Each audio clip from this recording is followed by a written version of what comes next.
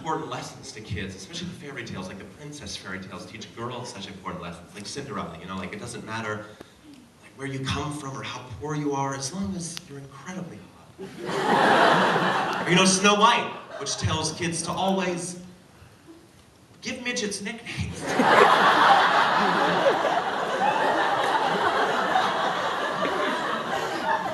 Or Sleeping Beauty, you know, Sleeping Beauty, which encourages date rape. Not that one. Or anything I said for that matter. There's no jokes. This is good. This is great. Any black people here? Is that true? Close. I'm not saying like relatively black for this audience, like, I don't know, you're not wearing Uggs.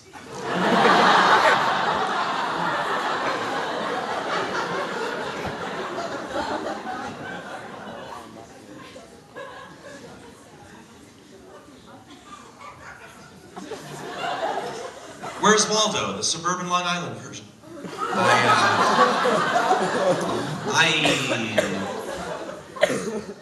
We've been thinking a lot. I mean, we've been doing, oh, give it for Joey, by the way. He was great, right? Well, between Joey and me, between Joey and me, we have been doing a lot of laughing. And what we haven't been doing is a lot of thinking. And what I'd like to do right now is do a little bit of that.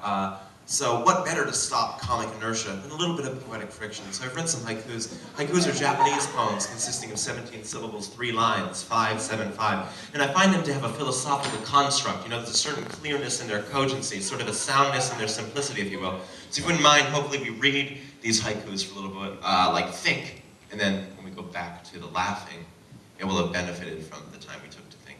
So if I could just get some blue light to set the mood, please. Perfect. There we go. Gradual. So all I ask is that you stay quiet and listen, and obviously don't laugh. These are my haikus.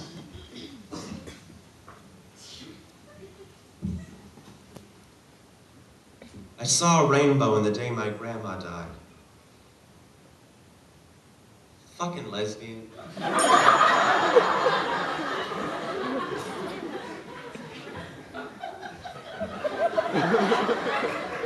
For 15 cents a day, you can feed an African.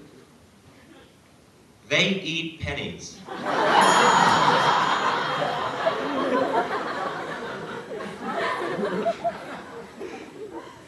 Old people's skin sags because it is being pulled towards the underworld.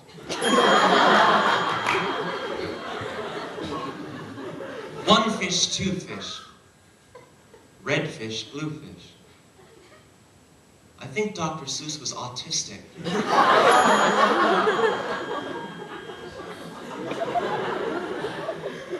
A kid insulted my mother, so I said, "Your mama is so black."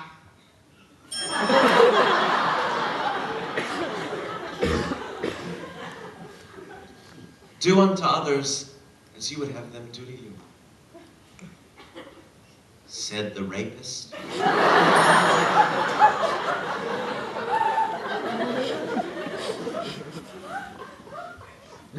My aunt used to say, slow and steady wins the race.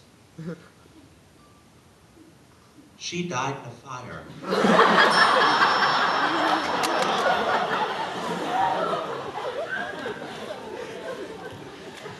Those in glass houses shouldn't throw stones or masturbate in the daytime.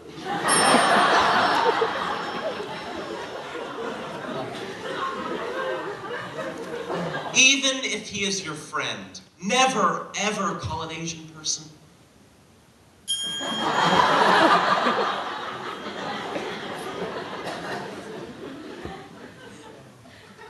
And finally, Bono, if you want to help poor people, sell your tinted shades, you cunt.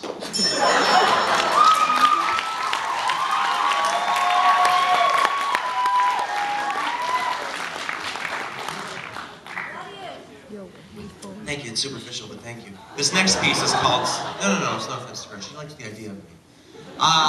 Next piece is called Sonnet 155. Or, if Shakespeare had written a porn, and it goes like this. I saw the morning dew betwixt thine thighs as I removed my source of breach and power, as if King Midas dared to touch the skies, upon thy body fell a golden shower.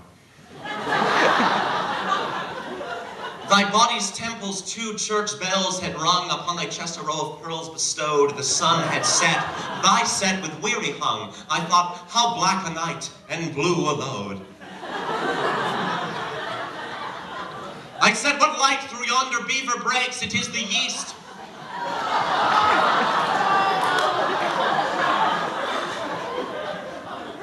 And now my belly's yellow, my pole gives cause to storms and earthy quakes, but 'tis not massive, I am no Othello. And when that final moment came to pass, like Christ I came a-riding on an ass. Thank you.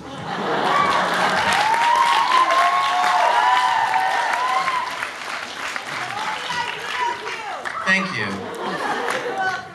No problem. Reset. William Shakespeare was a verbal contortionist. He could bend his words the way a contortionist bends his frame, and I would hope that he could with a name like William Shakespeare.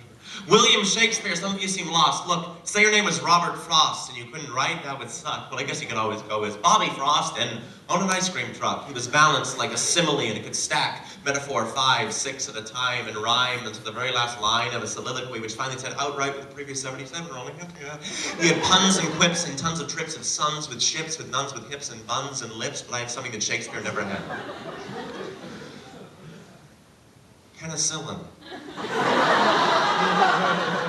See, it hadn't been invented yet. Back then they only had quillicillin. Hey, it's not that hard, Bard. I'm sorry, I got a bone to pick with you, William, so if you just listen up here and listen to this theater queer's theater query here and maybe act like a real artist for once in your life, say, Van Gogh, and lend me your ear. You're not a writer. You're a writer like Hulk Hogan's a street fighter. You write these dramas, you accumulate your wealth, you hold nature as to a mirror of yourself. Just because you're messed up doesn't mean we are too. Just because you want to bang your mom doesn't mean that Danish princes do. What? Who? Hamlet, Shakespeare. Yeah, that's right, the young prince whose father died at the hands of his uncle with whom his mother lied. Sound familiar? It's the fucking Lion King.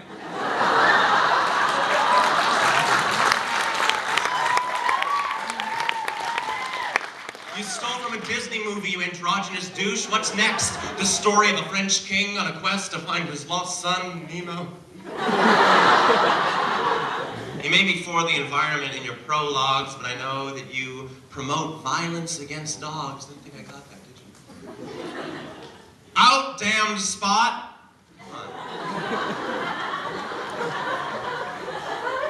Oh, and by the way, poetic talent is really easy to fake when thy sentences doth no fucking sense make. To be or not to be, that is the question, whether 'tis nobler in the mind to suffer the slings and arrows of outrageous fortune, or to take arms against a sea of troubles and by opposing end them to die, to sleep no more. And by a slate to say we end the heartache and 1,000 natural shocks that flesh is heir to. Is a consummation about me to be wished to die, to sleep. To sleep perchance to dream, aye, there's the rub, for in that sleep of death, what